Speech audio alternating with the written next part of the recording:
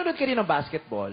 Kasi may mga girls na mahilig din sa basketball. Hindi. Pero pag siya, parang wala ka namang choice. And, Sobra! di ba, parang hindi na naman ako manood. Sige, siya na lang manood ng TV. And parati nila pinag-uusapan. So, medyo naalala ko yung ibang names. Yeah.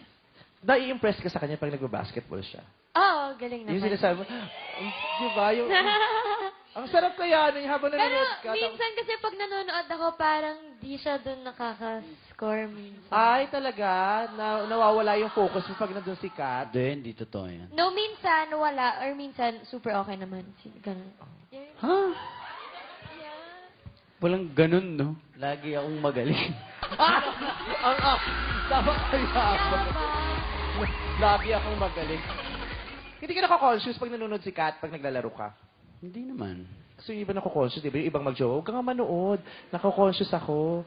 Kaya ako hindi ako nanonood eh. Tinanong ko, kaya ba ayaw mo akong panoorin kasi nako-conscious ka? Hindi. Eh, ba't ayaw mo akong panoorin? Kasi nga ayaw kong malaman nilang jowa kita. Ang layo pala ng difference. Hayaan mo siya. Pag ikaw na-injure, huwag kang magpapabili sa akin ng gamot.